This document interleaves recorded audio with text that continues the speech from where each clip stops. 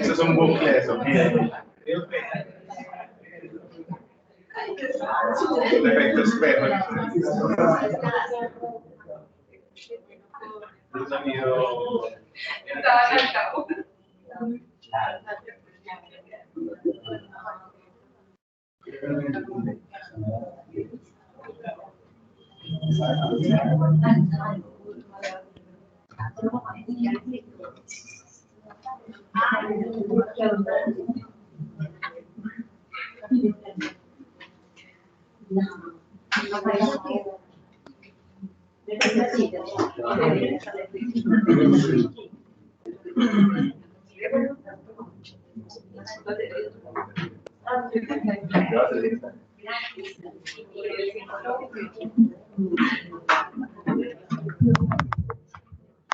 Uno, dos, tres, uno, dos, tres.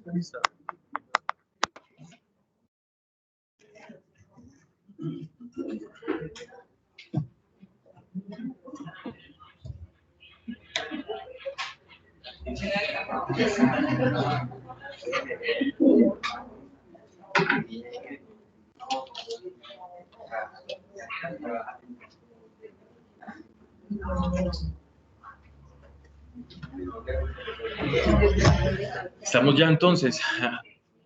Bueno, voy a levantar entonces mejor la voz porque aquí tenemos problemas de sonido. ¿Me escuchan todos bien? Vamos a hacer un poco de esfuerzo. Yo creo que igual dejémoslo así. No quita ni pone. Lo importante es saber si estamos grabando. Ok, perfecto. Entonces eso es suficiente. Bueno, buenas noches para todos. Disculpen la tardanza. Estaba aquí en un proceso de actualización del computador y por lo general es inoportuno. ¿Cómo están todos? ¿Bien? ¿Si desayunaron o no? Yo no.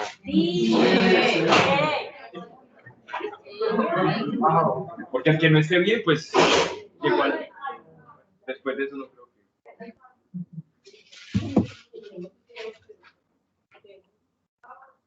Puedes dejar ahí entreabierto, Pau, ¿no?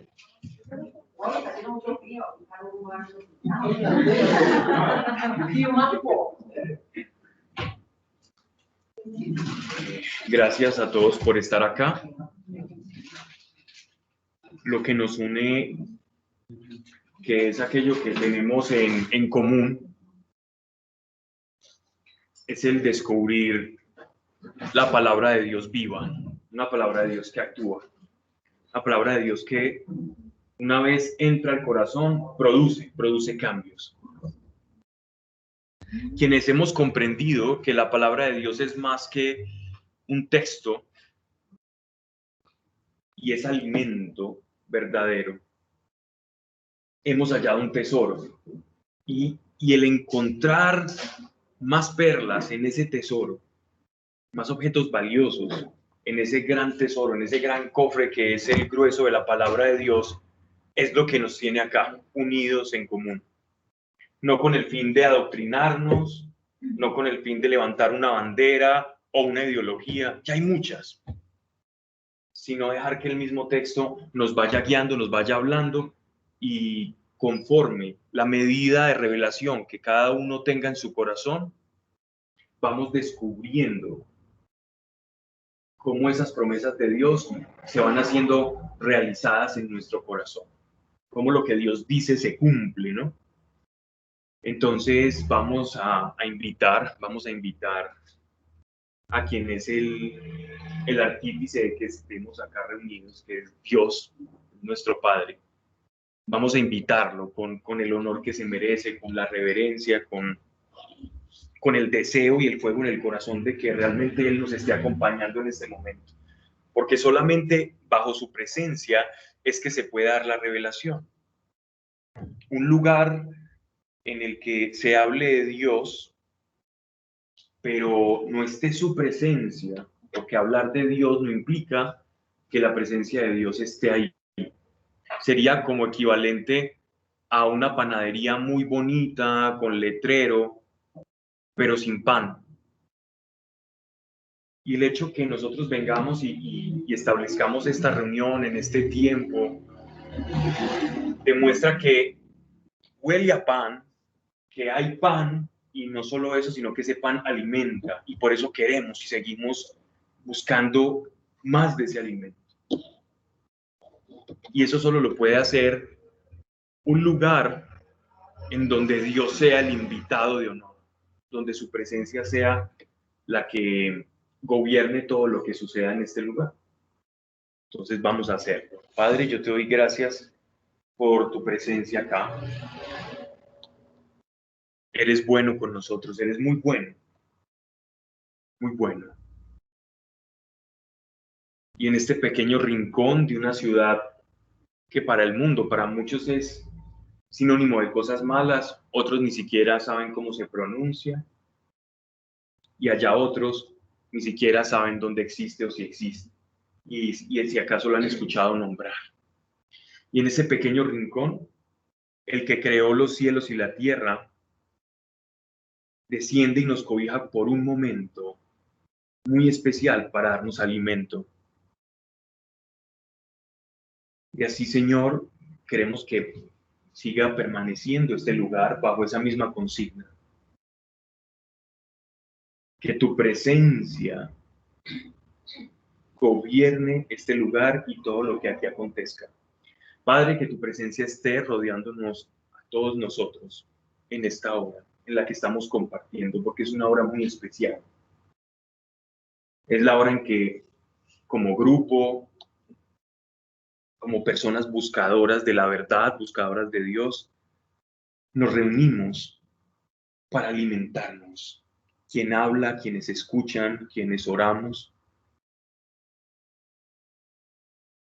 Y en esta cena espiritual, tú eres el invitado, tú eres quien preside esta cena, tú eres la razón de ser de nosotros acá. No permitas que hagamos algo fuera de tu presencia. Mas quita toda cosa, toda idea que nos distraiga de darte honor en este momento. Para que tus planes, esos planes que tienes con cada uno, esos planes grandes que tienes con cada uno, porque tus planes dices que son grandes y no pequeños, y que esos planes puedan llevarse a cabo porque hay un alimento, porque hay un crecimiento. Y yo te doy gracias porque por tu Espíritu Santo así permanece. Y que cada palabra que aquí se diga sea llena, ungida por tu Espíritu Santo. Mas si hay algo en contra, Señor, arrebátelo, Señor. En el nombre de Jesucristo de Nazaret. Amén y amén.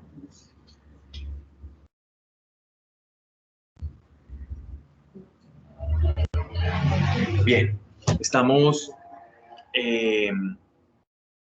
siguiendo el libro de Apocalipsis, el libro de las revelaciones. Estamos ya en la recta final de la primera parte del libro del Apocalipsis.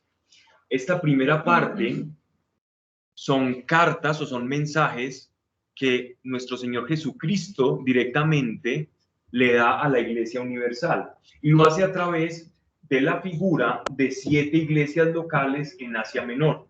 Vamos ya para la 7ª iglesia. Recuerden que 7 implica universalidad, y por lo tanto el lenguaje y el mensaje que nuestro Señor Jesucristo da a una iglesia se hace extensivo por ese número 7 a la iglesia universal que somos nosotros. ¿Okay? Entonces este mensaje no es anacrónico, no es caduco, no está vacío, no es para las personas de antes, sino que es completamente un mensaje contemporáneo, y lo vamos a ver en el transcurso pues, de esta lectura. Vamos entonces al capítulo 3 de Apocalipsis, verso 14.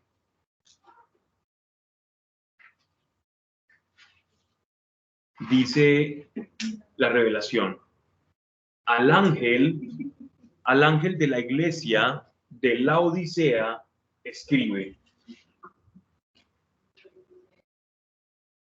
vamos a hablar un poco de este territorio. La Odisea, o el nombre de esta ciudad, es tomado de la esposa de uno de los mayores helenistas después de la muerte de Alejandro Magno.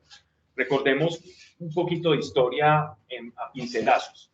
Cuando muere Alejandro Magno, él muere muy joven, él muere a los 30 años, en su correría por conquistar el mundo. Él llega por Grecia, pasa por todo lo que es la parte del fértil creciente, donde estaba Babilonia, después sigue por Nínive, que eran los asirios, después de los asirios llega y pasa por Jerusalén, y después de Jerusalén llega a conquistar al imperio egipcio. Entonces tenemos un Alejandro Magno que literalmente conquistó gran parte de lo que era el mundo antiguo, y a través de esas conquistas de Alejandro Magno se comienza a consolidar los orígenes o la génesis de la cultura occidental tal cual nosotros la conocemos actualmente. Nosotros le debemos el pensamiento occidental a esa migración que de la antigua Grecia, a través de las conquistas alejandrinas, fueron produciéndose a través de todo el mundo. A ese periodo en el que lo griego comenzó a volverse popular y a extenderse a las demás culturas de los otros pueblos conquistados, a ese movimiento se le llamó la helenización. Heleno, o el nombre Helena, significa griego.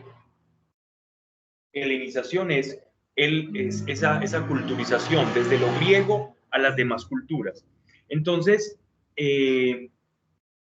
cuando muere Alejandro Magno, sus lugartenientes se reparten el imperio que él había conquistado, y en esa repartición también siguen promulgando todo el tema helénico, toda la cultura griega, incluido la filosofía, matemáticas, el idioma, la manera en cómo concebían a la persona, su cosmología, sin destruir la cultura a la cual ellos conquistaban. Pero poco a poco esa influencia los iba permeando, ¿vale? Tal cual como lo vemos actualmente en nuestra civilización contemporánea. Para nadie es un secreto que después de la Guerra Fría, el ala oriental representada por la antigua y extinta Unión Soviética estaba en conflicto, lo que se llamó la Guerra Fría, con Estados Unidos, que era el bloque, y el bloque de los aliados, que era el bloque occidental. Y la lucha comenzó a consolidarse una lucha cultural, igual que con los griegos, sin necesidad de una guerra, ¿no? Pero a través de propaganda, de películas, de un proceso de inculturización, fueron entrando a diferentes partes del mundo, ¿no? A nosotros nos llegó toda la cultura pop que viene como los vestigios de los americanos, a través del cine de los 80, la cultura Coca-Cola, la manera de vestirnos, y todo eso llegó por parte, digámoslo así, de esa cultura occidental americana. Y los rusos intentaron permear a todos los países de la cortina de hierro y a otros de Asia. Lo mismo ocurrió en la Grecia antigua, no sé por qué me estoy yendo por allá, perdón, pero vuelvo a la Odisea. La Odisea. La Odisea. La Odisea de Homero. La Odisea era el nombre, ya sé por qué le iba a decir, la Odisea es el nombre de la esposa de uno de los hijos de esos generales de Alejandro Magno, que era Antíoco II. Entonces, Antíoco II tuvo una esposa que se llamaba la Odisea, y cuando fundaron la ciudad, año 260 a.C., entonces le puso en honor a su esposa la Odisea, ya, perdón. Ok. Pero es bonito porque ese es el proceso de inculturización y que llega, pero tiene sentido lo que estamos hablando. Entonces, esta ciudad era una ciudad muy rica y autosuficiente.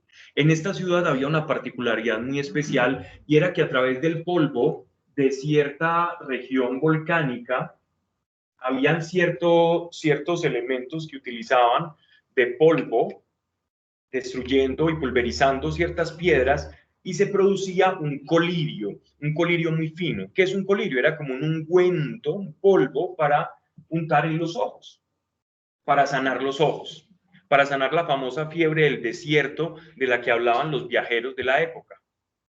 Entonces, este colirio parecía, según cuenta un historiador judío llamado Flavio Josefo, él contaba que ese colirio era muy costoso y que era un bien muy preciado. Entonces, muchos mercaderes de diferentes partes del mundo viajaban a comprar precisamente ese colirio.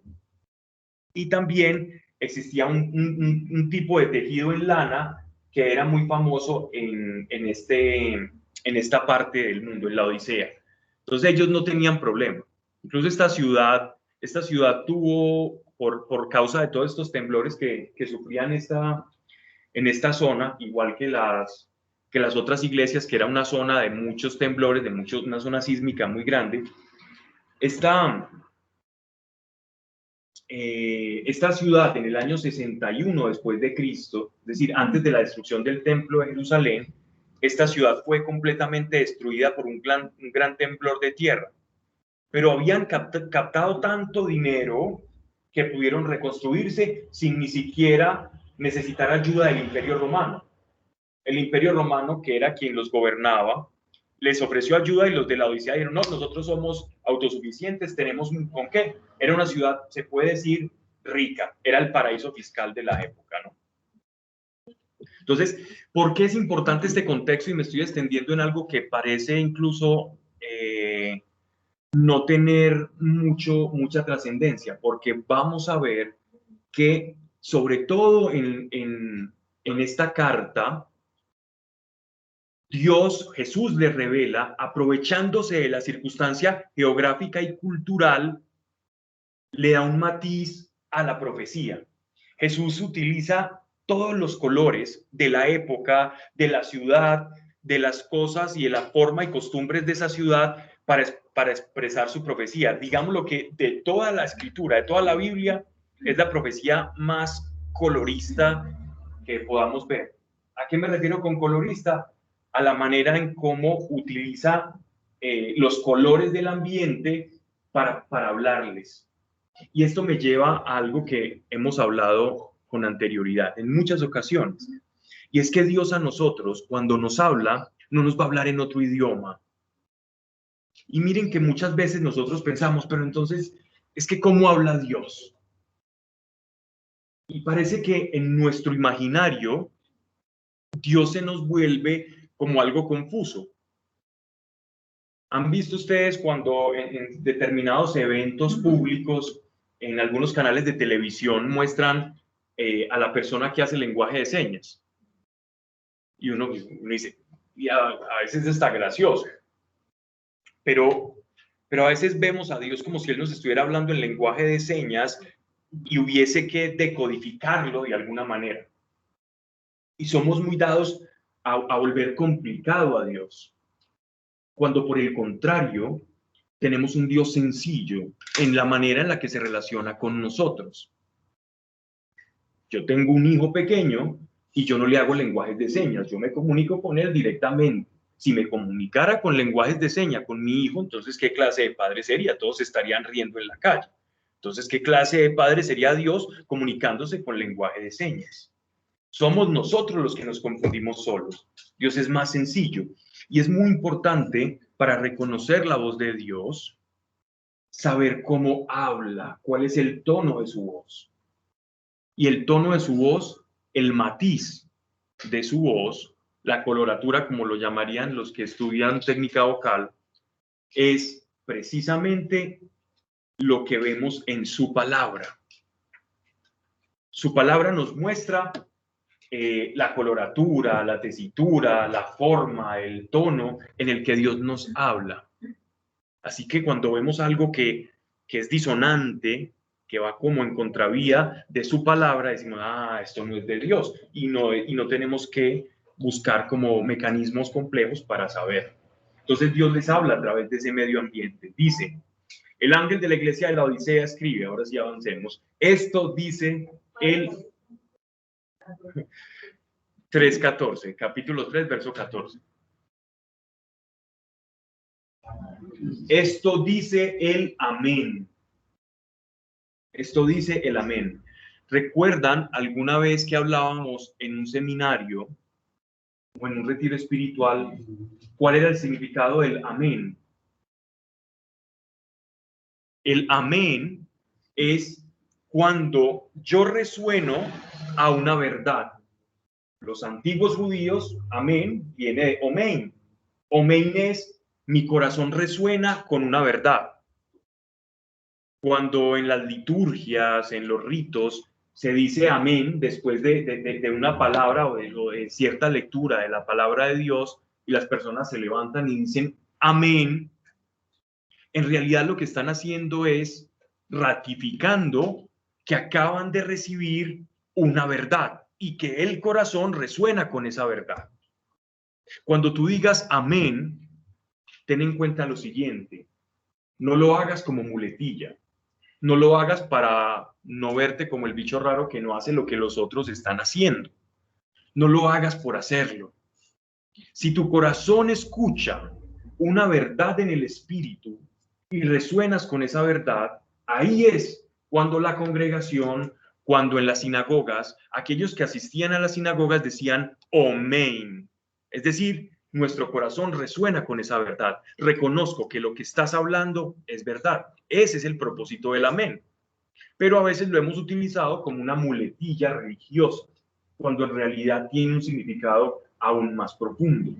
Y es importante que conectemos con el sentido de lo que hacemos, porque en la medida en que nos hacemos conscientes de por qué nos movemos de esta manera, por qué hablamos de esta manera, por qué expresamos lo que expresamos, por qué Dios hace lo que hace, y hacemos conciencia de esto, todo lo que hagamos en Dios va a obtener una riqueza mucho mayor y te vas a conectar en el espíritu. Entonces el amén es una manera de expresar que hay una conexión de espíritu con lo que estás escuchando. ¿Vale? Entonces cuando Jesús, esto es extraño porque esta expresión, yo soy el amén, solo se ve una vez en toda la escritura, solamente en un texto del profeta Isaías. Si no estoy mal, es Isaías 65.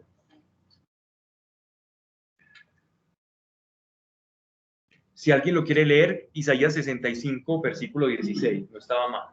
Isaías 65, 16. Voy a leerlo, espero que si lo tienen ahí lo encuentran en sus textos, lo sigan conmigo para que veamos diferentes traducciones, que eso también es muy importante. Ya como hay más personas acá presentes, bueno, no hemos hecho mucho el ejercicio de comparar diferentes traducciones de la Biblia. Repito, todas son buenas, pero para poder matizar cuál es el sentido del autor al expresar o no determinado palabra, concepto, etc. Entonces vamos, Isaías capítulo 65, verso 16. Cualquiera que en el país pida una bendición, la pedirá al Dios fiel. Y cualquiera que en el país haga un juramento, jurará por el Dios fiel. Las aflicciones anteriores han quedado olvidadas, han desaparecido de mi vista. La traducción de este pasaje, si vamos al hebreo, esta palabra que nosotros traducimos al castellano como fiel, en realidad en el hebreo es amén. No sé si en alguna de las traducciones que leyeron aparece amén. Mira qué bien. En la Jerusalén, o sea, que está leyendo la Jerusalén. Ok, posiblemente la de Jerusalén. Entonces, miren qué bonito cómo algunas traducciones respetan el sentido original de esa expresión amén. La traducción que yo estoy leyendo, que es una nácar colunga, si bien es una muy buena traducción, interpreta la palabra amén como fiel. Claro, porque el amén es fidelidad a la verdad. Pero si nosotros dejamos, como hace la Biblia de Jerusalén, la palabra amén significa que tiene una trascendencia o que Dios es la verdad. Es la verdad. Y la verdad es veraz. La acción o el verbo de la verdad es la veracidad. Es la verdad en acción. Cuando yo pongo una verdad en acción, entonces estoy siendo una persona veraz, una persona confiable. Y una persona confiable es, o coherente es, fiel. ¿Vale? Pero mira que de amén a fiel hay que hacer un camino, hay que recorrer, hay que hacer un tránsito, ¿no? Pero para darnos a entender, uno dice, ¿cómo que Dios es el amén? Amén cuando uno dice amén. ¿Qué querrá decir? No, Él es la verdad. Entonces, cuando Jesús, al igual que lo dice en Isaías 65, dice en este texto, esto dice el amén, nos está diciendo, yo soy la verdad que resuena con sus corazones. Y no lo dice por casualidad, porque acto seguido el Señor les va a decir que va a haber una cena, que aquel que escucha su voz y le recibe, él va a cenar con él. O sea, si tú resuenas, es decir, con el amén, con la verdad, va a haber algo que va a ocurrir en tu corazón, ¿vale? Entonces dejémoslo ahí por el momento. Ya continúo adelante cuando estemos terminando en el verso 19. Esto dice el amén, el testigo fiel y veraz, ¿vale? Ratificando específicamente y dándole el sentido a qué significa amén, veracidad y fidelidad, como lo traducen algunos textos en Isaías 65. Si de pronto no me estoy haciendo entender, alguien tranquilamente pueden decirme, Pablo, no, me perdí o no te explicas, no te expresaste bien y yo no me voy a ofender. Dice, y verás, el principio de la creación de Dios. Entonces el amén es solamente que es fiel o que es Dios. Que es la verdad. Y la verdad en acción es veracidad y fidelidad. Hace referencia a Dios como tal. Correcto. Isaías 65 hace referencia a Dios. Y aquí Jesús es el que está hablando. ¿Vale? Entonces mira lo interesante. Pero miren lo que sigue a continuación. Dice, el principio de la creación de Dios. Esto dice el amén, el testigo fiel, el principio de la creación de Dios. Si Jesús es el que está hablando, es la voz hablante y dice que Él es el principio de la creación de Dios, cuidado, porque al lector desprevenido se le puede venir, le puede llegar cierta imagen. Ah, entonces Jesús es una criatura, ¿vale? Jesús es una criatura. Si uno lee de pasón, yo decía, Él es el principio de la creación de Dios, el principio de la creación de Dios, uno entendería que Dios lo primero que creó fue a Jesús. ¿Vale? Me gustaría leer de otro texto para no utilizar algunas de las Biblias que tengo acá, sino una que hayan traído ustedes. Y en esta parte me gustaría leer dos o tres diferentes. Empecemos por la tuya, Paula, si me puedes ayudar. El principio, perdón, ¿de qué? Es el principio de las obras de Dios. Ok, ya. Vamos bien. Otro texto. Hernán. Por medio de mí, Dios crea todas las cosas. ¿Qué traducción estás leyendo? Lenguaje actual. Ya nos está quitando esa traducción. Miren lo que hacen en la traducción, por eso quiero hacer el ejercicio. La traducción que nos acaba de leer Hernán nos va a evitar el problema de leer una traducción más al pie de la letra, para que no haya confusión. Pero eso es lo que yo en mi explicación voy a llegar a por qué esa traducción en el lenguaje actual llegó a esa conclusión. Otra traducción que como diferente a la que hayamos leído, que de pronto ustedes estén ahí pasando y digan, la mía dice algo diferente. ¿Concuerdan con las tres que hemos leído todas? Ok. Entonces, miren el peligro de una mala interpretación de la Biblia. Un movimiento que se creó a principios del cristianismo, en el cristianismo se podría decir ya primitivo todavía, que se llamó el arrianismo. Arrio era un hombre que, por ejemplo, interpretaba este pasaje en el que veía a Jesucristo como una criatura, ¿cierto? Porque malinterpretaba el principio de la creación de Dios, como si obviara el texto del Evangelio de Juan. Entonces, para hacerme entender, me gustaría irnos, aquí vamos a hacer un poco este ejercicio, porque vale la pena detenernos aquí un momento, a irnos al prólogo del Evangelio de Juan. Dice, casi lo podemos citar de memoria. Dice, y en el principio era el verbo, y el verbo estaba con Dios, y el verbo era Dios, ¿verdad?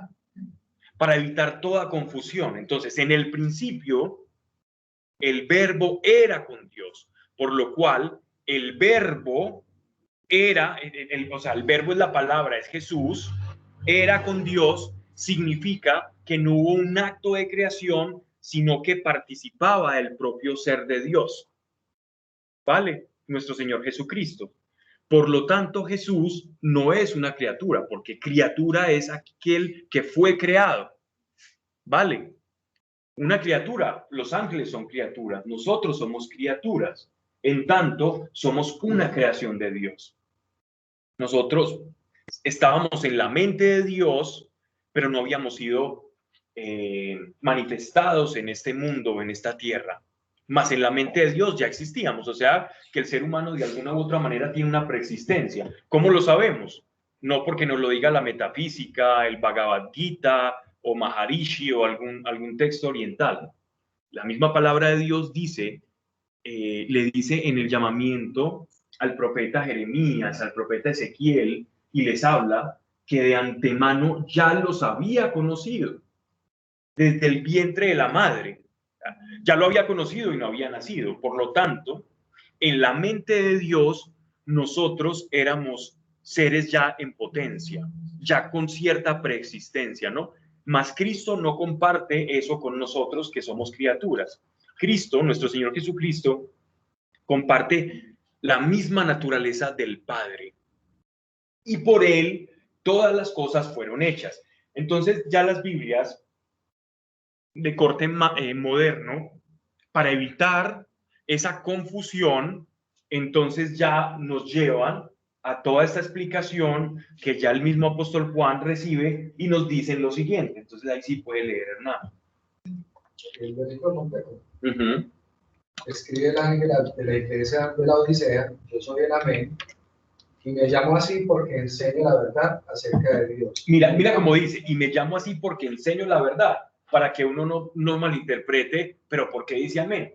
Ya los editores de esta Biblia, que conozco incluso a alguno de ellos, y son personas muy preparadas. Las Biblias modernas son muy buenas. A veces nosotros hacemos culto a las Biblias antiguas, pensando que son mejores. No, pero imagínense ustedes ahora que hay nuevos hallazgos, se han descubierto nuevos textos en monasterios, se han descubierto en monasterios de Europa, nuevos códices, nuevos textos que le ayudan ahora a los intérpretes modernos, más que ahora tienen todo lo que los antiguos tenían y textos nuevos y herramientas muy digitales y de tecnología para poder digitalizar todo y comparar mucho más rápido. Así que no le tengamos como, porque conozco personas, yo no sé, no creo que sea el caso de ustedes, pero he conocido personas que le tienen como cierta fobia a las versiones modernas de la escritura, cuando antes, por el contrario, son supremamente buenas, y este es un ejemplo de ello, ¿cierto? Que nos evita esa confusión teológica, pero también es bueno hacer el ejercicio de leer textos anteriores para saber cómo se llega a las traducciones que van a evitar esas malas interpretaciones. ¿Ok? Continúo. Yo soy el Amén y me llamo así porque enseño la verdad acerca de Dios y nunca miento. Por medio de mí, Dios creó todas las cosas. Escucha bien lo que te voy a decir. Ok, por medio de mí, Dios creó todas las cosas. Suena muy diferente a el principio de la creación de Dios. Porque en realidad, por medio de nuestro Señor, se hicieron todas las cosas. O sea que Él es el principio de la creación, pero como principio, no como el uno, no como el primero, como la primera criatura, sino como el principio por el cual se gobierna la creación. Entonces, ese es el real contexto que nos matiza de una manera muy buena el texto de la Biblia del lenguaje actual. Verso 15. Conozco tus obras y que no eres ni frío ni caliente. Y aquí viene la explicación de la Odisea, porque es tan interesante. Porque en esta ciudad existían unas famosas aguas termales, baños termales. Era el Santa Rosa de la antigüedad. Y era muy famoso porque todos los turistas y los viajeros que llegaban iban a estas termales y habían sanaciones. Entonces era como el spa, era el spa de los romanos. Era como el Cancún del Imperio Romano. Entonces allá iban, dejaban su plata, compraban baratijas, compraban telas, compraban el colirio famoso que sanaba todos los males de los ojos, de las arrugas, absolutamente todo, el ungüento milagroso. Compraban textiles, una lana muy específica que vendían allá, que era una lana de muy buena factura. Y por lo tanto era una ciudad muy próspera y muy comercial, según narran pues algunos historiadores. Esta es una ciudad que está ubicada a 65 kilómetros de Filadelfia, o sea que vamos haciendo como un recorrido circular. Eso es lo que va haciendo el apóstol el apóstol Juan, por la revelación del Apocalipsis, por toda Asia Menor. Es como un círculo, o sea, 7 y círculo ya nos está diciendo esto es para la iglesia Pablo, completa. Siento que hay una carta de Pablo a la Odisea que se Él perdió. menciona la Odisea. Eso se conoce por una de sus cartas que él dice que ya les escribió a los de la Odisea. Y él también menciona la carta de la Odisea. ¿Cómo se fundó esta iglesia? Se cree que la iglesia de la Odisea fue fundada por discípulos o personas que fueron evangelizadas por el apóstol Pablo y que en sus viajes llegaron allá y allá sentaron los cimientos de la fe en ese lugar. O sea, son producto o hijos espirituales del apóstol Pablo y llevan, por lo tanto, esa herencia paulina, que es ese amor a la gracia, ese reconocer que todo lo que tenemos es pura gracia de Dios. Eso era como una tinta, un color que tenían todos aquellos que fueron hijos espirituales de Pablo, que ponderaban la gracia en virtud, ponderaban la gracia por sobre las obras y se sentían con una gratitud inmensa. Y esta gratitud también podía tener ciertos peligros, el peligro del relajamiento, por ejemplo. Cuando uno sabe que todo es por gracia y no es por obras, entonces en un espíritu frágil, en una persona no espiritual, puede producirse algo, una enfermedad del alma que se llama la tibieza, y es de lo que vamos a hablar a continuación, y por eso no hice una introducción al principio de la charla, porque me voy a apalancar de este texto para poder hablar de esa enfermedad tan terrible que podemos tener espiritualmente hablando, que se llama la tibieza, ¿vale? Y para eso nuestro Señor utiliza las aguas termales. Miren que esta es una de las palabras más fuertes que si no la escuchamos en este contexto, yo he escuchado a mucha gente diciendo, tú no eres ni frío ni caliente y el Señor te vomitará. Y saco el megáfono y empiezo a mandar gente al infierno. Porque tú estás tibio. Es que Dios los vomitará de la boca. Y empiezo yo a sacar la vara de castigo, me pongo, así como una toga de juez y empiezo a rajar de todo el mundo, ¿no? Y es un texto que se ha utilizado mucho y se ha deformado de su contexto. Miren lo que dice verso 15. Conozco tus obras. ¿Qué son las obras? Es la manifestación natural de tu fe. Las obras no es hacer cosas para Dios, es el resultado natural de una persona que tiene fe, produce obras según su fe. Si yo creo en Cristo, creo que Él resucitó y he recibido el Espíritu Santo, ese acto en mí, ese cambio sustancial en mi naturaleza, ese nuevo nacimiento, va a producir ciertas obras en mí. No va a ser de la noche a la mañana. Algunas cosas van a pasar rápido. Otras, sin embargo, van mudando. Así como la serpiente muda la piel y va saliendo poco a poco, o así como la larva se mete en su crisálida, en su capuchón, y poco a poco va haciendo un proceso llamado metamorfosis y se va transformando. Y de igual manera es el proceso de santificación en el cuerpo de Cristo. En algunos más rápido, en algunos más lento. Para algunos hay pecados más difíciles, para otro el pecado que es el de mi hermano, para mí puede ser una cosa que eso ni me toca, eso no tengo problema. Pero el mío, para el otro, no tiene problema y dice, no, ¿y cómo lidiando con esto? Yo por eso al otro día de creer en el Señor, yo ya dejé eso. Ya eso ni me toca. Y el otro, sí, pero mira, a mí esto. Y así que todos somos diferentes y no podemos estar mirando la paja en el ojo ajeno, ¿no? Verso 15. Conozco tus obras y que no eres ni frío ni caliente. Cuando algo no es ni frío ni caliente, pues hay una palabra que es tibio. Ojalá fueras frío, ojalá fueras caliente. Mas porque eres tibio y no eres caliente ni frío, estoy para vomitarte de mi boca. Y uno dice, Señor, pero si yo he escuchado que tú eres amor. Imaginen decirle esto a un hijo. Hijo, tú estás muy tibio. Y después le sales con esto.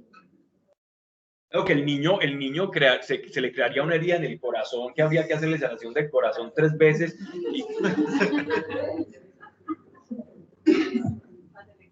Muy complicado, ¿no?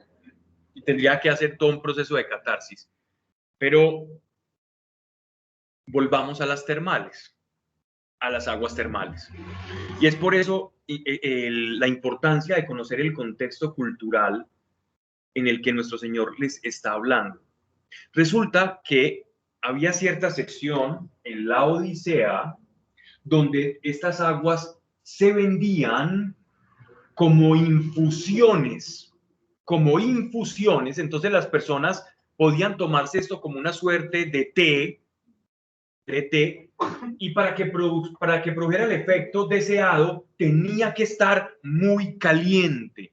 Entonces viajeros o con enfermedades de todo el mundo, respiratorias, un sinfín de padecimientos que tenían las personas, iban a estas termales y tomaban de esta agua. Dicen que cuando el agua de estas termales estaba tibia, producía vómito en las personas que iban a estas termales. Producía vómito el agua tibia. Entonces nuestro Señor está utilizando el contexto cultural, algo que ellos conocían, para poder mostrarles, primero, que los conoce, que está unido a su lenguaje, que les habla en su propio lenguaje. Y cuando ellos leyeron, los de la carta a la Odisea, leyeron por primera vez el texto de Apocalipsis, inmediatamente se viene a ellos la visión de las aguas termales, de la tibieza, y sabían, claro, nos va a vomitar como cuando tomamos algo que está tibio y nosotros vomitamos algo que no nos sirve. Nos tenemos que tomar al Señor caliente, ¿cierto? Entonces, cuando lo vemos de esa manera, ves que baja el nivel de la manera en que nosotros vemos este texto y nos escandalizamos porque Dios es amor. No, Dios está utilizando una palabra que no deja de ser fuerte, una exhortación, apuntalándose o partiendo desde un hecho conocido y cotidiano de los laodicenses. ¿Ok?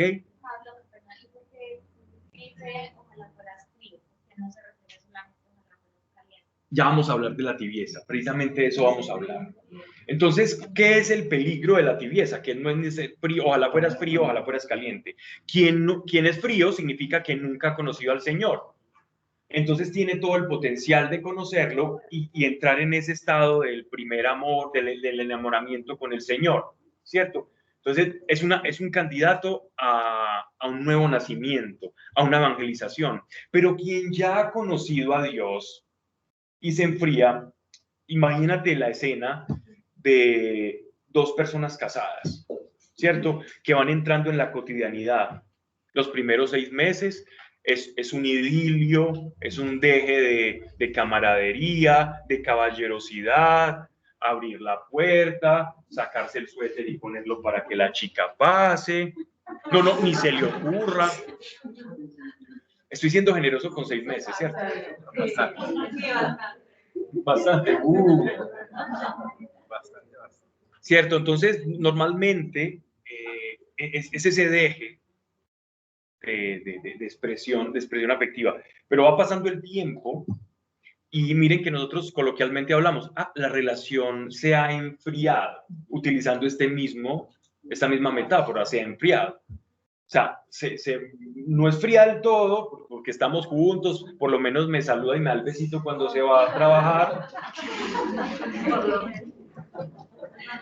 Pero ya no me abre la puerta del carro, sino que arranque. Yo le digo, no arranques todavía, que no me he puesto el cinturón, no estoy entrando a esto. El que se ríe es que o lo ha visto o le ha pasado.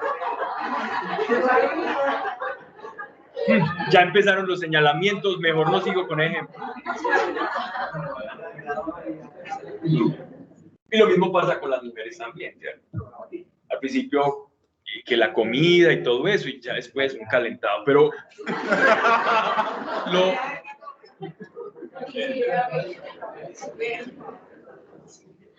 y hablando un tema que es muy serio, pero puede parecer gracioso. No, esto no va. Autocensura.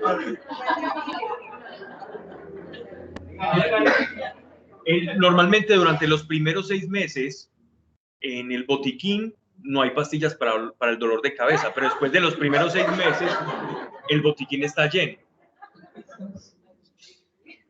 Pero esto es normal. Lo que les estoy hablando es de la tibieza, ¿no?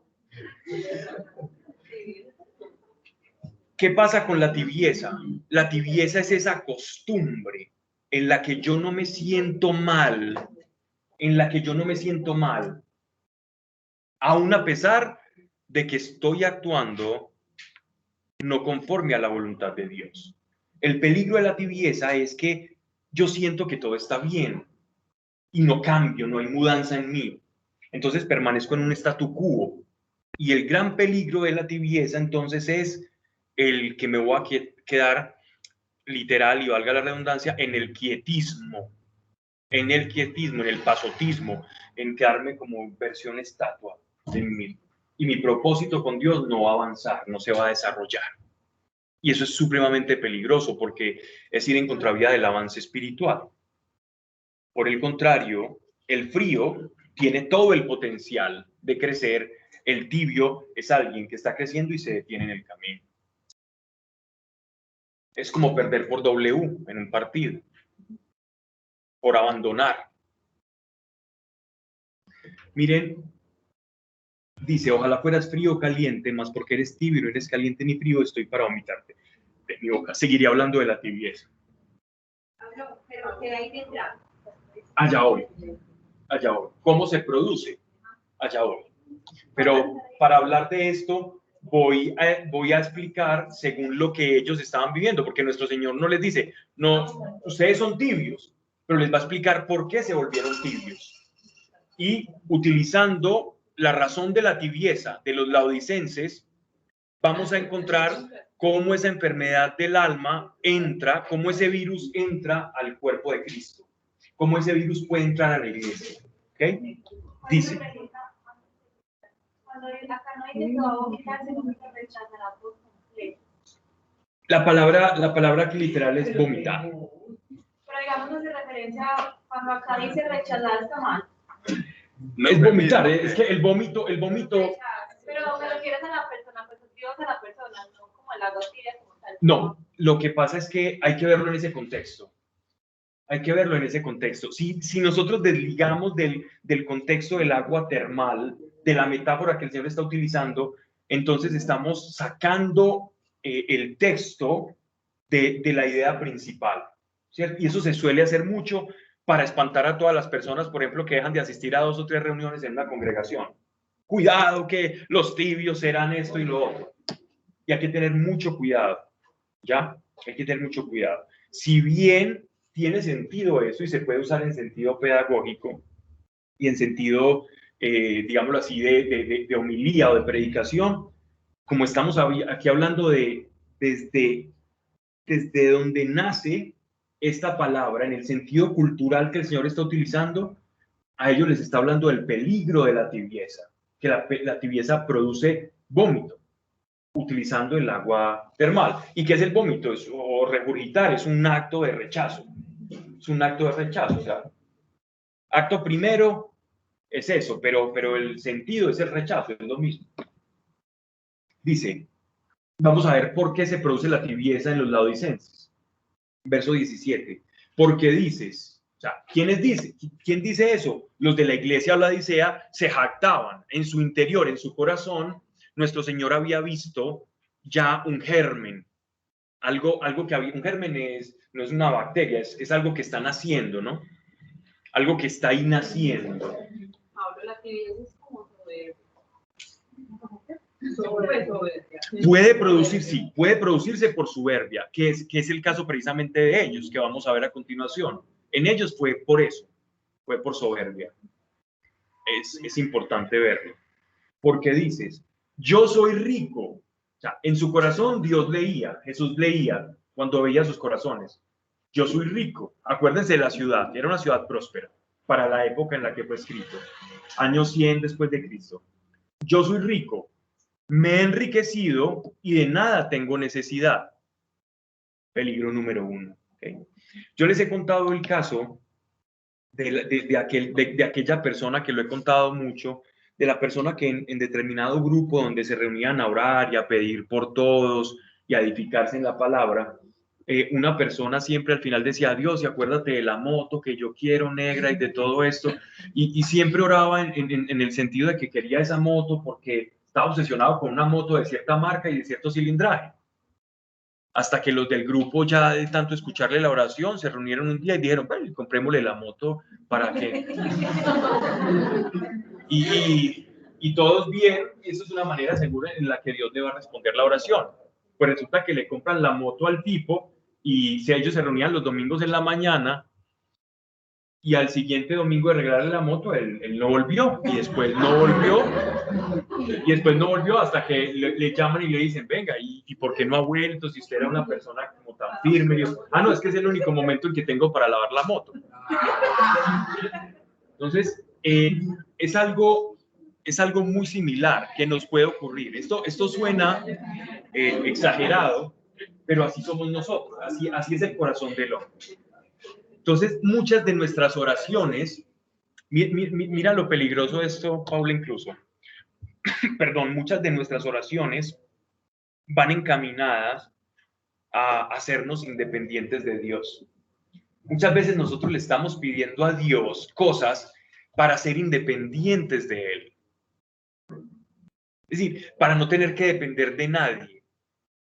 Y creemos que dependemos de Dios, pero en realidad nuestra mente, nuestro corazón nos está jugando una encrucijada, una mala pasada, una trampa del corazón. Le estamos pidiendo muchas veces a Dios, solo revisémonos un poco. Dios, yo quiero ser independiente de ti, que es un poco el pecado de Adán, ¿no?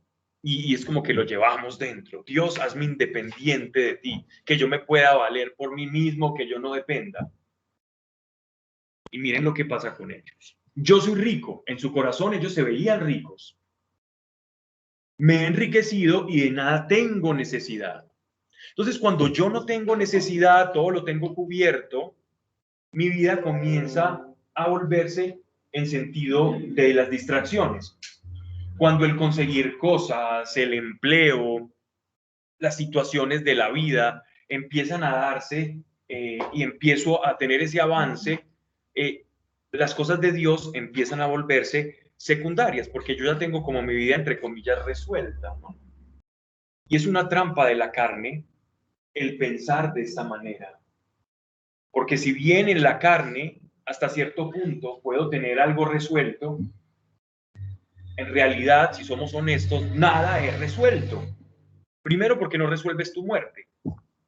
Ni con un trabajo, ni con un medicamento, ni con la mejor prepagada puedes resolver el problema humano que es la muerte. De antemano ya te digo, si estás en un estado de muelle o buscando una vida de muelle, esa vida de tranquilidad, ya ese deseo lo tienes perdido, ya perdiste conforme a ese deseo. Eso no te va a librar de la muerte, en primer lugar. Y de nada tengo necesidad, y ese es el peligro. El peligro es que comenzamos a distraernos con las cosas y vamos haciendo de lado a Dios. Cuando la carne está satisfecha,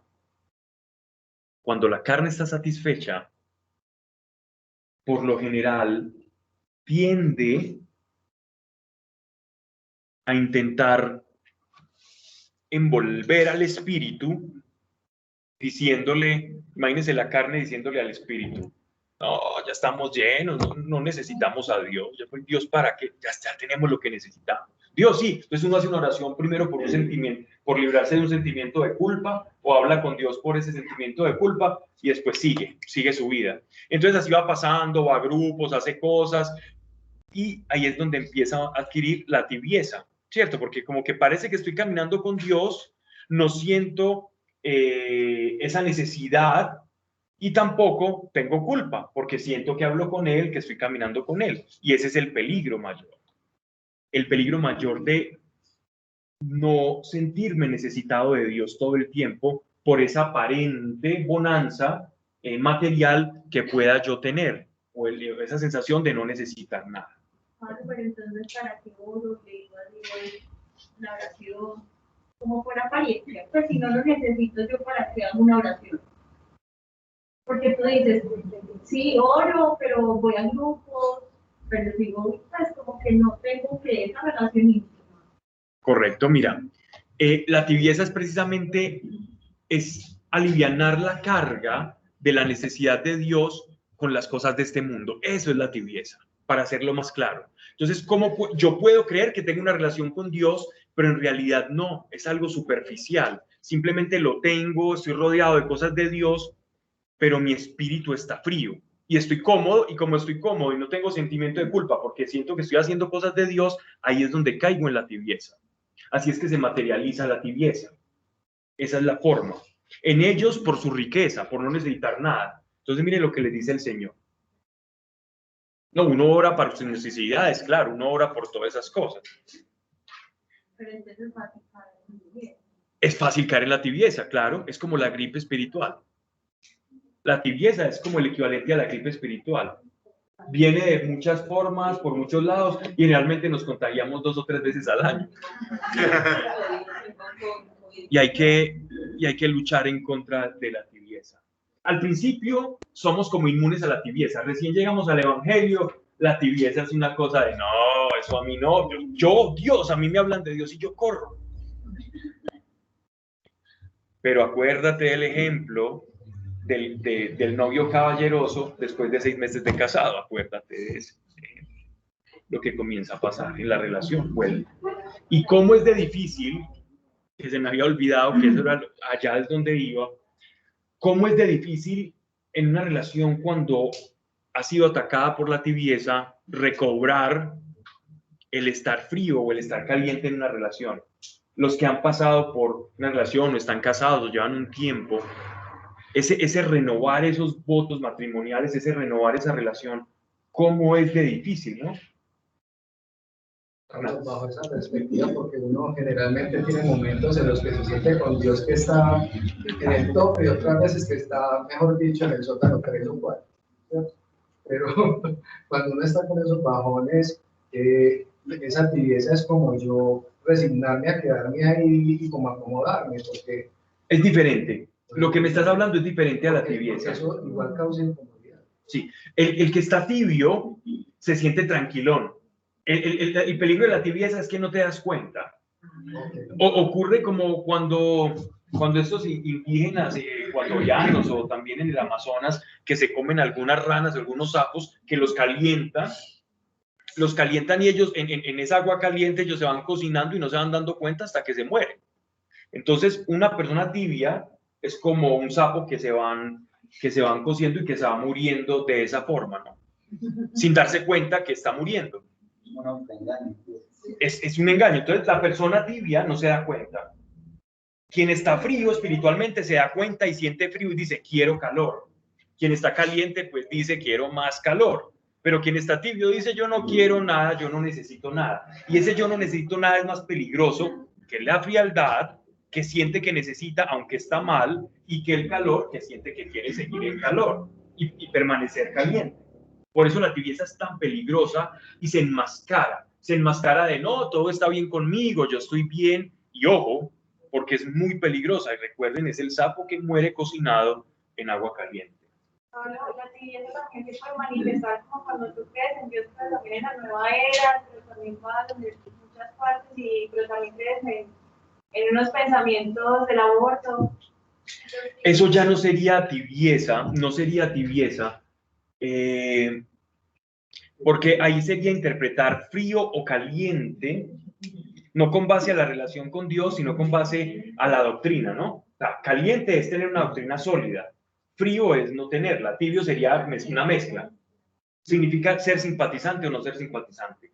Uno no puede ser premisa mayor, ¿cierto? Va a ser un silogismo lógico. Voy a lanzar una pregunta. ¿Los creyentes o la iglesia puede estar a favor del aborto? ¿Sí o no? No. Entonces, no puedo llamar tibio a un creyente que defiende el aborto. No está frío, no existe. No es ni frío, no es nada. Es decir, no es creyente. La carta, ¿a quién va dirigida esta carta? ¿A creyentes o a no creyentes? A creyentes. Dice carta a la iglesia de la Odisea. Pero si va a la iglesia, por ejemplo, acá en el grupo y esta Es una persona muy nueva, porque todavía no le... Sí, la iglesia puede estar fría, puede estar tibia, puede estar caliente. Esto entra para el contexto de los que son creyentes, ¿cierto? Más para el que no es creyente no es esta carta. Por lo tanto, es que ni siquiera tienen un corazón frío porque es de piedra. Es muy diferente. Estar frío, una persona fría sería una persona completamente alejada, persona que se alejó, esperaba una promesa de Dios y se sintió ofendido con Dios y dijo, Dios, tú me mostraste esto, yo sentí que tú me hablaste esto y creo que me engañaste, y se aleja por completo de Dios y permanece 2 años en una vida de sexo, drogas y rock and roll, pero su corazón ha tocado y ha probado la miel de Dios y ha probado el evangelio, y de repente su espíritu lanza un gemido interior y le dice a la carne, oye, yo necesito el alimento que ya conocí una vez, tengo hambre de ese alimento, y ese que está frío va a querer estar caliente nuevamente, pero porque es creyente. Un no creyente nunca va a buscar el calor que sabe que no cree que exista, sino que va a intentar calentar su corazón con cosas del mundo que en realidad no van a poder calentar su corazón, y por eso va a seguir ciclando. Sabe que no lo calienta, porque en el fondo ya conocen la verdad, entonces sabe que... Sí, el creyente sí, pero los que no conocen la verdad creen que determinadas cosas lo pueden llenar, y nos vamos ciclando. Oh, no, los títulos, oh, no, dinero, oh, esto y lo otro, y no. Pablo, entonces hay 2 tipos de tibieza. Hay muchos tipos de tibieza. La tibieza es tibieza dependiendo de su origen. O sea, la diferencia en la tibieza es dónde o cómo se origina. No todas se originan de la misma manera, pero todas sí producen lo mismo en el alma. ¿Ya? Para los laodicenses, su tibieza se produjo a través de tenerlo todo. Unas personas que vivían en abundancia. Y esa abundancia los fue haciéndose relajar para con las cosas espirituales. Esa fue la causa de la tibieza. La tibieza de otro puede ser originada de una manera diferente. Por ejemplo, cuando tiene desesperanza. ¿O no? La desesperanza generaría más que tibieza, enfriamiento. ¿Sí me hago entender? Porque el tibio cree que está cerca de Dios. Es comodidad. El tibio está cómodo. Es que el agua tibia es agradable, ¿no? Sí. El tibio, por eso el que está tibio no sabe que está mal. Es que el peligro de la tibieza es precisamente ese. Que el que está en desesperanza está frío, está mal. Pablo, entonces puede haber una tibieza en gracia, que me imagino que es el caso de la Odisea, y una tibieza en obras. Ahora estabas diciendo que en la iglesia de la Odisea tenían ya habían entendido la gracia, y que eso los llevó a relajarse, porque ya, pues como por la influencia pauliana, ya... Correcto, sí, claro, claro. Es que, de hecho, la tibieza, entiendo por dónde vas. La tibieza se produce por las obras de la carne. Una tibieza en obras, claro, claro. Pero se supone que ellos entendían ya la gracia y igual se relajaron. O sea, fueron calientes, entendían la gracia y vivían en la gracia, se relajaron, fueron tibios. En la gracia, claro, por supuesto, obvio. Toda tibieza es en las obras y en la gracia. Sí. Pero no tiene Pablo como esa relación personal con Dios y todos los días está como buscando más y más en un proceso de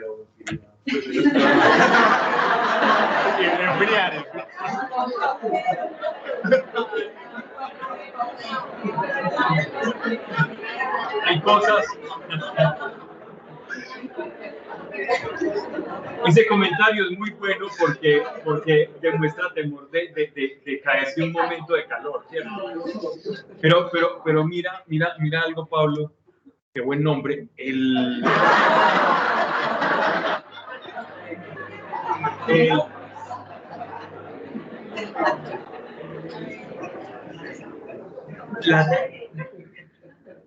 No depende de Dios, depende de nosotros. Dios siempre es una hoguera encendida. Depende de nuestro acercamiento a Él, el ser tibio o no. Si tú te acercas a la fuente de calor, vas a estar caliente. Si te alejas, vas a estar frío. Depende de Dios, no. Él te dio la fe, te dio las herramientas para que te acerques. Úsalas.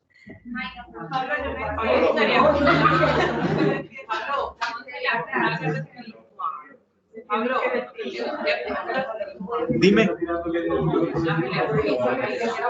El acercarse o alejarse, el acercarse o alejarse.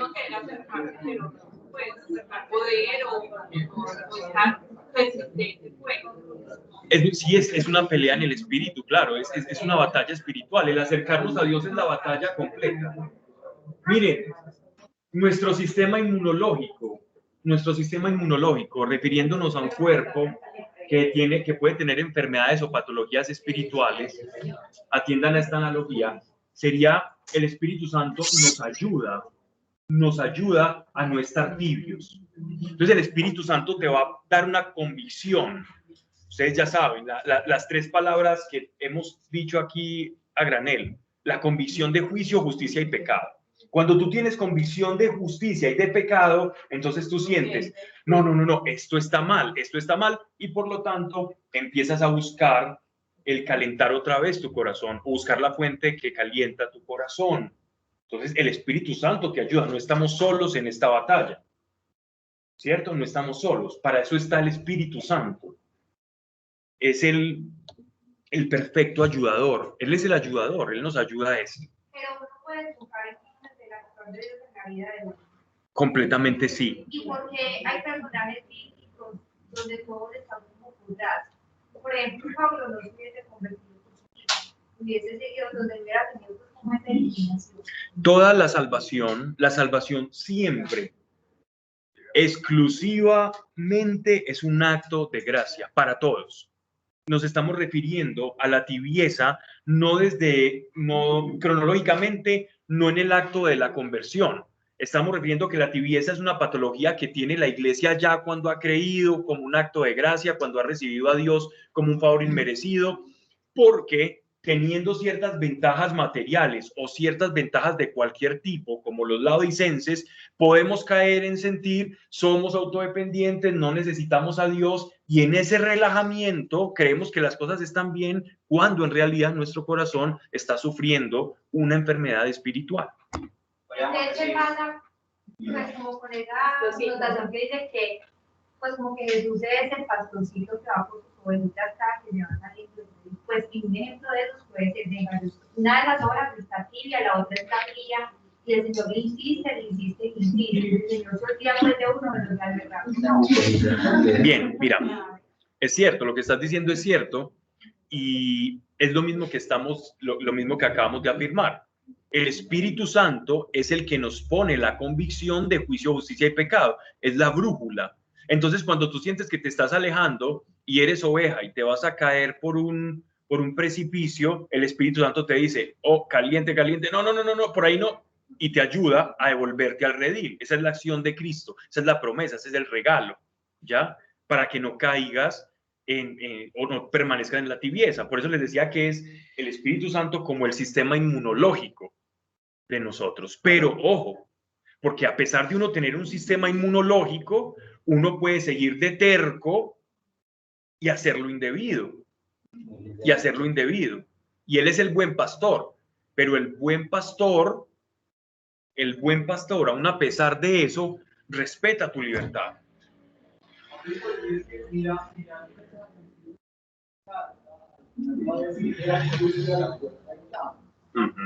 Que a fin de cuentas, sin importar la tibieza, Dios siempre está a la puerta llamando, pero volvemos a lo mismo, la decisión es propia en cuanto a si la ves o no.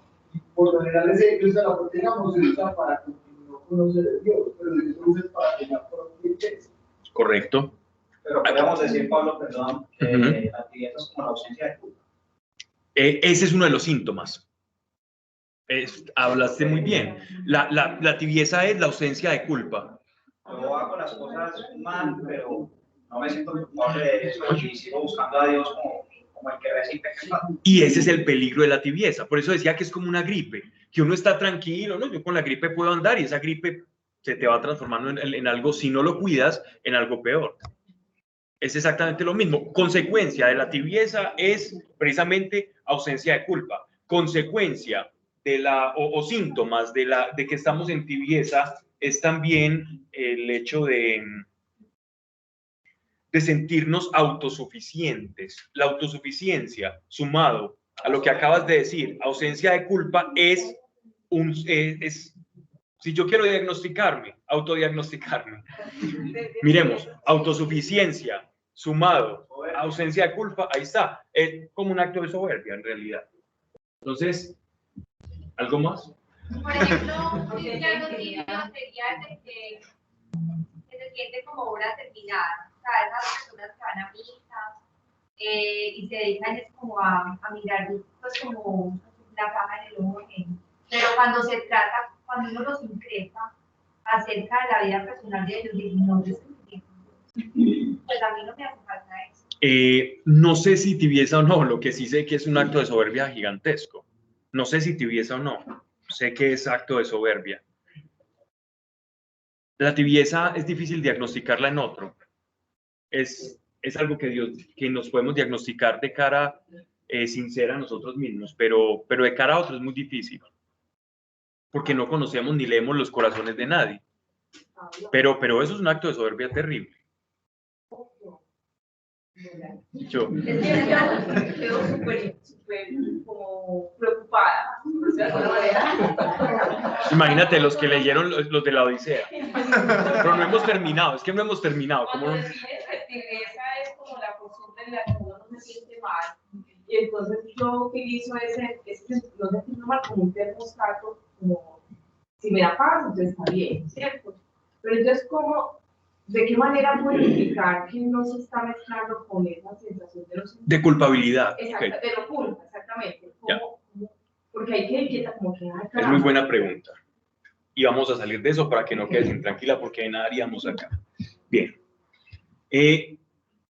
La culpabilidad es la ausencia de fe en la gracia de Dios, en el perdón de Dios. Es creer que mi pecado es más grande que la misericordia de Dios. Entonces, cuando yo camino en culpabilidad es que yo hago más grande mi pecado que la misericordia de Dios. O sea, es un acto contrario a la fe. Eso es la culpabilidad. Muy diferente a la tibieza.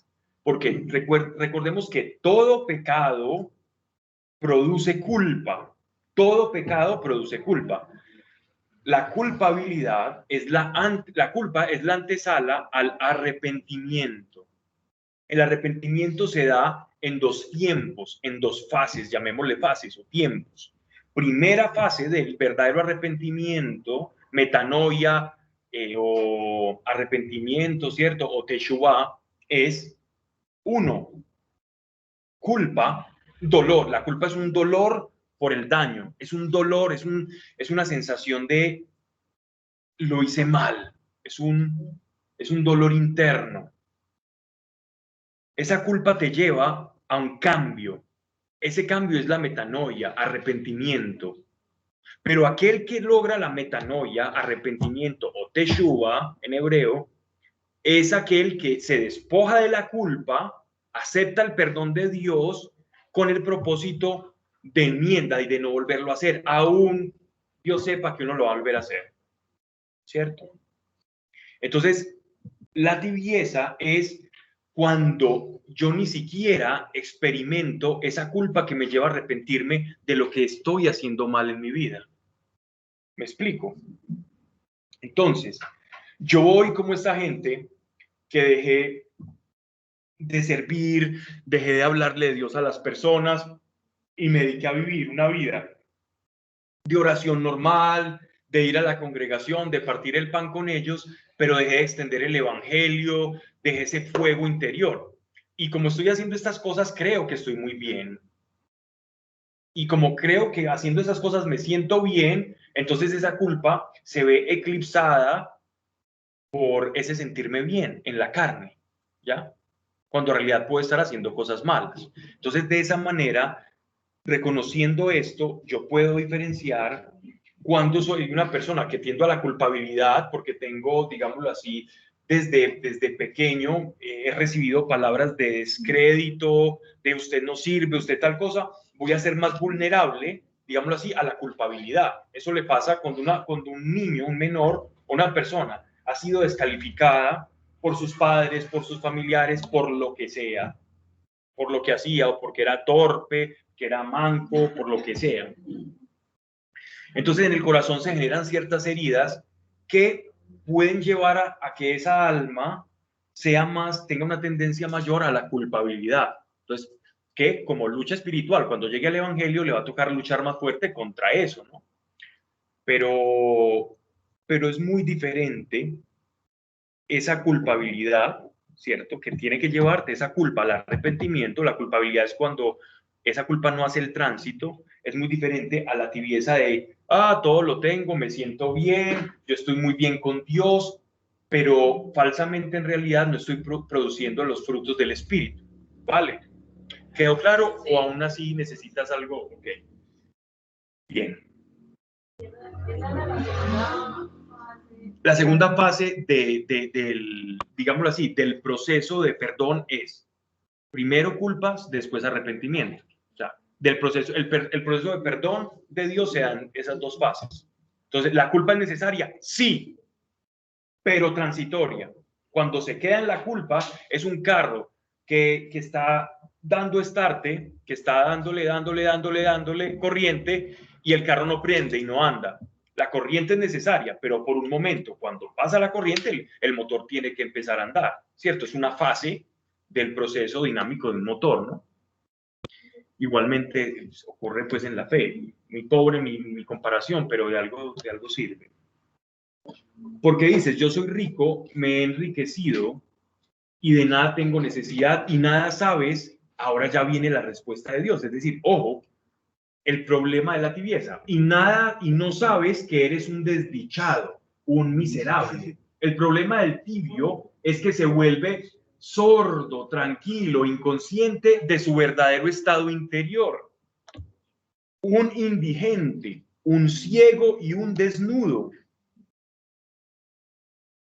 Indigente, ciego, desnudo. Los laodicenses eran ricos, vendían el colirio para curar la ceguera, la famosa ceguera del desierto. O sea, él les está diciendo, ustedes que son los que creen que están todo lo contrario, los que ven mejor 20/20 porque tienen ese famoso colirio, en realidad son de las 7 iglesias los más ciegos de todos. Pero es a quienes, hablándoles tan fuerte, y en esto pongamos mucha atención, porque esto lo he aprendido en mi caminar con el Señor en estos años. Si Dios arroja esta palabra de exhortación con esta fuerza, ¿cómo no va a arrojar una palabra de consolación inversamente proporcional a la fuerza con la que hace la exhortación? Y tenemos también, por un lado, un texto muy fuerte y por otro, una promesa y un texto precioso que gracias a la tibieza digo entre comillas, gracias, porque nos deja esta perla de la iglesia en la Odisea, nos dice cómo nuestro Señor combate y lucha por nosotros para deshacer la tibieza espiritual y cómo nosotros atendemos o resolvemos esa tibieza. Nos da el problema y nos da la salvación. ¿Ya? Vamos a ello. Te aconsejo, bueno, y también dice un desnudo, un desdichado y un desnudo, porque vendían precisamente telas, trajes en la Odisea. Verso 18. Te aconsejo, es decir, como todo un caballero, como todo un señor, te aconsejo, como un sacerdote, que compres de mi oro acrisolado por el fuego. Que compres de mi oro acrisolado por el fuego. O sea, son los bienes espirituales, los dones del Espíritu, el fuego del Espíritu Santo. Dice, para que te enriquezcas y vestiduras blancas para que te vistas y no aparezca la vergüenza de tu desnudez y colirio, refiriéndose a aquel famoso colirio del que les hablaba, y colirio para ungir tus ojos, a fin de que veas. 3 elementos que nuestro Señor está utilizando para hablarles. Primero, el oro acrisolado. ¿Cuál es el oro acrisolado que nuestro Señor nos da? ¿Qué es el crisol? El crisol es el acto o es el fuego, ¿cierto? La mecha por la cual entra el oro y se refina de todos los metales innobles a los cuales está adherido, ¿cierto? Entonces, en el proceso de extraer oro, aquel orfebre que está trabajando el oro sabe que tiene que irlo depurando. ¿Qué hizo nuestro Señor? Nuestro Señor en la cruz fue completamente acrisolado. Y la resurrección de Cristo, en ese sufrimiento que fue su crisol, obtuvo un oro tan refinado que es ese oro el que les está diciendo a ellos que le compren, que no compren el oro de la falsa satisfacción de los bienes materiales, sino más bien que compren el oro, que por los méritos de su pasión, de su sangre, que fue el crisol, esos latigazos, esa corona de espinas, esos clavos, esa asfixia que él experimentó allá en el Monte Calvario, en su vida allá, ese martirio fue el crisol por el cual ese oro se refinó. Y ese es el oro que él quiere ofrecer y es el que nos está ofreciendo. Y dice, te aconsejo que compres de mi oro acrisolado por el fuego para que te enriquezcas. Ahí es la verdadera riqueza. Y vestiduras blancas para que te vistas. Las vestiduras son como esos atavíos representan como el que perteneces a él, el que él te va a vestir. Él se vestía de vestiduras blancas, que vas a ser parte de él, que te vas a identificar con él. Es identidad. Esa es la palabra que resume pues, lo que dije.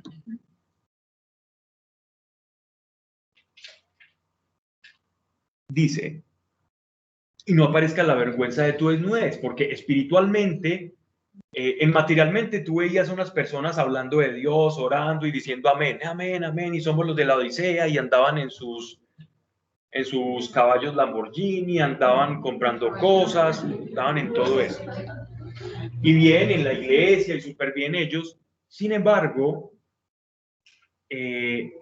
sus ángeles y los ángeles que rodeaban la Odisea, que en realidad ven en el espíritu, no en la materia, los veían como unos mendigos, languideciendo, muriendo en el estado espiritual.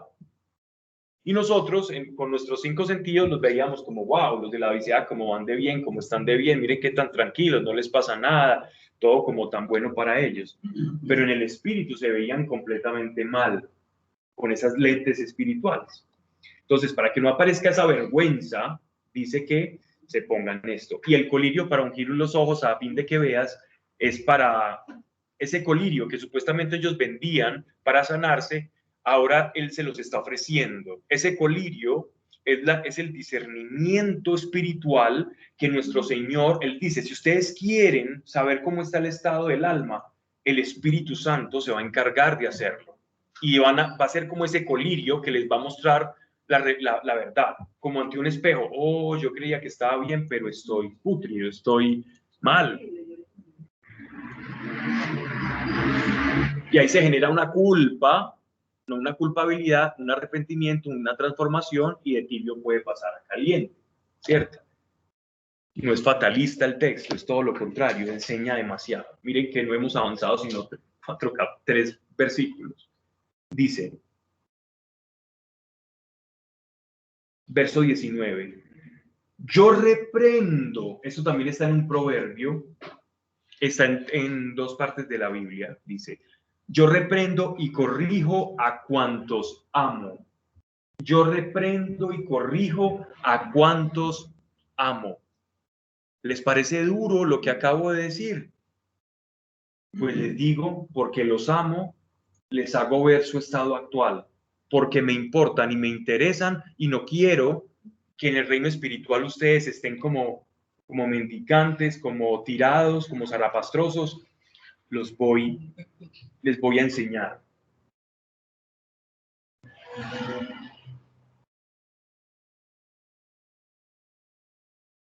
Y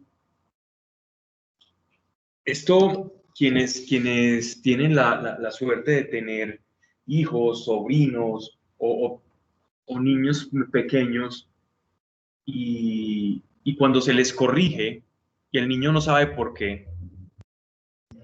Ayer me ocurrió algo muy, muy bonito con David que me impresionó mucho y lo asocié a Dios.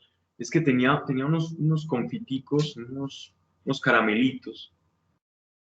Y yo me comí uno, el niño me vio comiendo un caramelo y Dios mío, yo dije, Dios mío, ya me vio comiendo esto, ya me va a tocar darle porque no le puede decir que no. Si yo me comí el caramelo, pues le tengo que dar. Pero el caramelo era grandecito. Y yo le dije, bueno, te vas a comer este caramelo, hijo, te lo vas a comer, pero por ningún motivo lo vas a morder, que yo vea que lo estés chupando, que no te lo metas del todo a la boca, sino que te lo vayas chupando, y cuando lo tengas el caramelo te está acabando, me lo das y yo lo boto, ¿cierto? Y así instruí al niño, y el niño lo comenzó a hacer.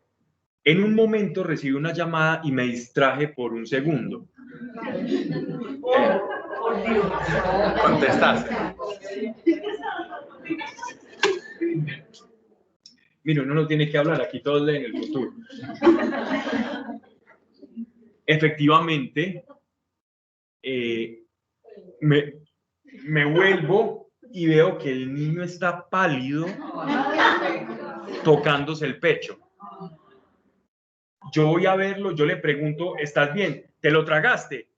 Y el niño inmediatamente sabía que le había dado una instrucción, sabía que le había dado una instrucción y que había violado esa instrucción, y el niño comenzó a abrazarme, a decirme, papá, perdón, no lo vuelvo a hacer, papá, perdón, pero mucho rato me empezó a repetir, completamente atemorizado por haber evidenciado que lo que le había enseñado era por algo real, ¿no?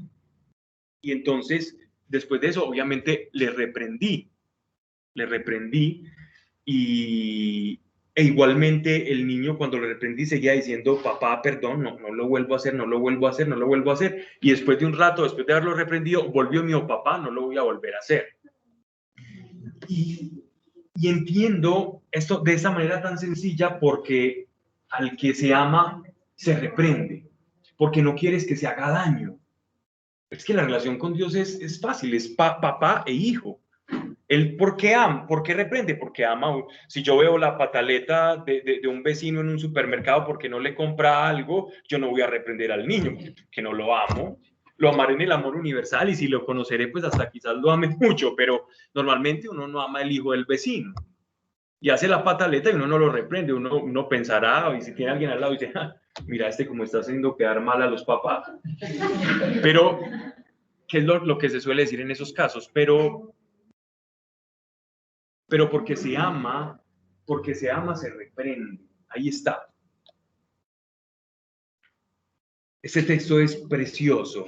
También está en otros dos textos de la Biblia, incluido un proverbio. También en las cartas de Pablo se menciona.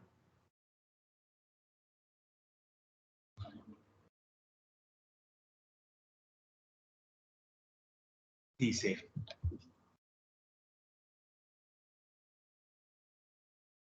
ten pues celo y arrepiéntete. Ten celo y arrepiéntete. ¿Qué es tener celo y arrepentirse? Ojo, tú vas a sentir culpa por esto que te estoy diciendo, porque te estoy mostrando tu estado, pero da el paso al arrepentimiento. ¿Y cómo se da el paso al arrepentimiento? ¿Cuál es el ingrediente emocional? El celo. Y el celo es: Dios, yo no quiero perderte, yo no quiero perder la gracia que tú me has dado, yo quiero sentirme caliente, yo no quiero perder el oro que tú ganaste por mí en la cruz, por lo tanto, me voy a arrepentir. El celo es esa emoción de no perder. Celo es cuando yo no quiero perder algo. Celo no es el de un celo típico que no puede ver a alguien hablando por WhatsApp porque cree que le están siendo infiel. No, celo es el sentir que estás perdiendo algo valioso y que lo tienes que cuidar, como el celo de la madre de la gallina por los polluelos. Eso es celo, el celo al que se refieren acá. O algo valioso voy a perder. Así tenemos que ver a Dios. Entonces, miren qué clave tan importante. De hecho, leyendo este texto, la veo por primera vez. Y es que el celo por Dios es un ingrediente, un instrumento, una herramienta para lograr un verdadero arrepentimiento. El celo por Dios. ¿Qué quiere decir entonces el celo por Dios?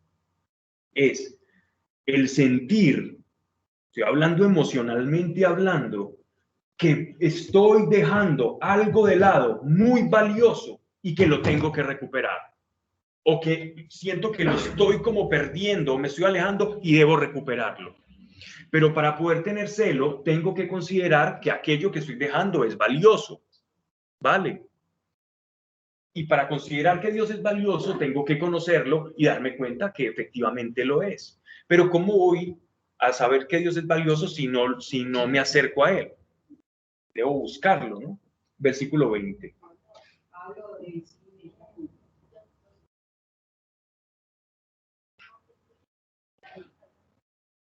Faltan 5 minutos.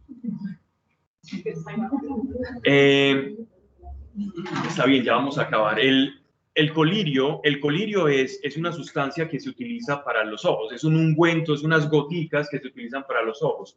En la antigua Laodicea, esas gotas las hacían a base de pulverizar ciertas rocas y cierto como producto que venía de estos mismos termales y se vendía para sanar los problemas oftálmicos, los problemas en los ojos. Entonces, cuando nuestro Señor dice que le va a dar un colirio, es una metáfora para decir que Él les va a dar la solución o les va a dar la herramienta para sanarles la ceguera espiritual que no les permite ver su propia tibieza.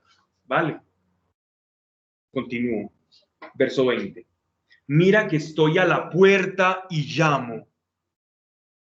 Miren qué palabra tan preciosa, porque todos decimos, ay, sí, y nos escandalizamos cuando dice que a los tibios los vomitará de su boca, pero ojo, que miren lo que les dice después. Sí, cuando yo saco textos de la palabra, de su contexto, puedo hacer mucho daño, aun queriendo hacer mucho bien, voy a hacer mucho daño. Pero miren que todo esto viene enlazado, esto es una palabra completa. Dice, mira, te está hablando personalmente, mira, que estoy a la puerta y llamo, nos está hablando personalmente. Si alguno escucha mi voz y abre la puerta, yo entraré a él y cenaré con él y él conmigo. Esto es la tercera parte que quería hablarles sobre el corazón. Esto normalmente se ha entendido como la cena en la vida eterna, en el cielo. No, no se refiere a esa cena. Aquí se está refiriendo al corazón del hombre. Este es el corazón del hombre. Pablo, eso es lo que usted decía ahorita, que somos nosotros los que, o sea, él está ahí y somos nosotros los que tenemos que salir de la tibia. No es que... Él nos da las herramientas, él siempre está ahí. Él nos da las herramientas para salir, pero somos nosotros los que caminamos. Correcto, la puerta está, él dice, aquí está la puerta, crúzala, yo te estoy llamando. Él es el buen pastor, él es el que llama, miren. Mira que estoy a la puerta y llamo, y si alguno escucha mi voz, abre la puerta, yo entraré a él y cenaré con él y él conmigo. Es decir, vamos a tener un banquete nupcial, una boda entre Cristo y tu espíritu. Al que venciere, le haré sentarse conmigo en mi trono. Ahora sí se refiere ya no al corazón, sino a la vida eterna. Porque recuerden que a cada una de las iglesias Dios les da una promesa para la vida eterna. Este es el caso. Si alguno escucha mi voz, que venciere, le haré sentarse conmigo en mi trono, así como yo también vencí y me senté con mi Padre en su trono. El que tenga oídos, oiga lo que el Espíritu dice a las iglesias. Miren qué promesa tan maravillosa. No solamente Jesús va a habitar en nuestros corazones aquí actualmente, va a estar con nosotros. Nos estamos uniendo a Cristo. Esa es la cena. Esa es la Eucaristía mayor, el hacernos uno con Cristo. Ese es el banquete nupcial de celebración. Y por otro lado, nos está haciendo otra promesa grandiosa, ya refiriéndose a la vida eterna, y es que nos va a sentar con él, y dice que así como los apóstoles están sentados con él, todo aquel que cena con él y participa de su vida, de su muerte y de su resurrección, también va a tener esos lugares preeminentes en el cielo con él. Esta es la promesa más grandiosa, así como la exhortación más fuerte, la promesa más grande. Así es nuestro Señor. Por lo tanto, mucho cuidado, porque siempre que ustedes escuchen una palabra que provenga de Dios, va a traer una consolación. Si hay una exhortación, va a traer una consolación. La palabra de Dios consuela, exhorta y edifica. Nunca una palabra de Dios te va a dejar como enterrado, arrancándote los pelos. ¿Qué es esto? Con un desasosiego. Ojo con eso. La palabra de Dios te puede dejar así, pero te edifica, no te deja así. Uno dice, wow, esto puede ser fuerte lo que Dios me está mostrando, pero para edificarte. Y por último, te consuela. Te va a llevar a el por qué te está diciendo lo que te está diciendo y hacia dónde te quiere llevar. Así como yo le dije a mi hijo, no te comes esto porque si te lo comas te va a pasar esto, te puedes ahogar. Él experimentó ese dolor y entendió el por qué yo le estaba diciendo esto, ¿cierto? Entonces, dependiendo de dónde el Señor te quiera sacar, pues será una palabra más fuerte u otra. Pero tiene que haber esa consolación al final. Y esto es ingrediente fundamental para reconocer una palabra que realmente provenga de Dios.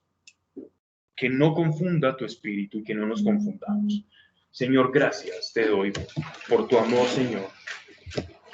Gracias, Dios, porque nos enseñas a través de lo que es la tibieza, Señor.